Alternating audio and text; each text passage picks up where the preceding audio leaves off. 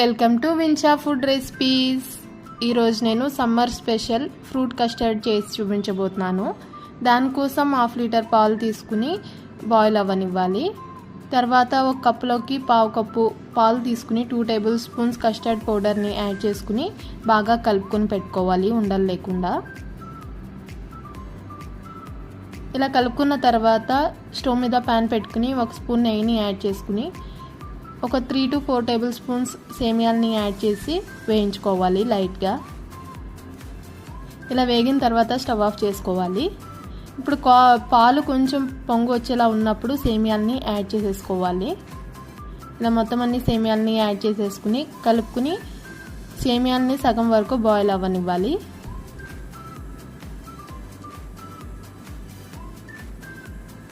సేమియాలు సగం బాయిల్ అయిన తర్వాత దాంట్లోకి ఆల్రెడీ కలిపి పెట్టుకున్న కస్టర్డ్ పౌడర్ని యాడ్ చేసుకుని బాగా కలుపుకుని థిక్గా అయ్యే వరకు బాయిల్ చేసుకోవాలి లో ఫ్లేమ్లోనే పెట్టుకుని. తర్వాత 1/2 కప్ షుగర్ని యాడ్ చేసుకున్నాను. టేస్ట్కి సరిపడా షుగర్ని యాడ్ చేసుకుని ఒక 2 minutes ఉంచి స్టవ్ ఆఫ్ చేసుకోవాలి. ఈ కన్సిస్టెన్సీలో ఉన్నప్పుడు స్టవ్ ఆఫ్ చేసేసుకోవాలి. ఇలా మొత్తం అంతా బాగా కంప్లీట్గా కూల్ అయిన తర్వాత దీంట్లోకి సన్నగా కట్ చేసి పెట్టుకున్న యాపిల్ ముక్కలు, సన్నగా కట్ చేసి పెట్టుకున్న గ్రేప్స్, అలాగే దానిమ్మ గింజలు,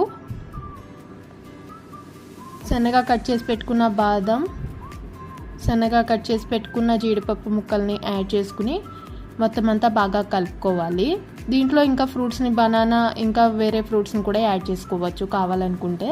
ఇలా కలుపుకున్న తర్వాత ఒక 1/2 hour ఫ్రిడ్జ్లో పెట్టుకుని తీసుకుంటే ఫ్రూట్ కస్టర్డ్ అనేది చాలా బాగుంటుంది. అంతే అండి, ఎంతో easy and tasty summer special recipe fruit custard ready అయిపోయింది.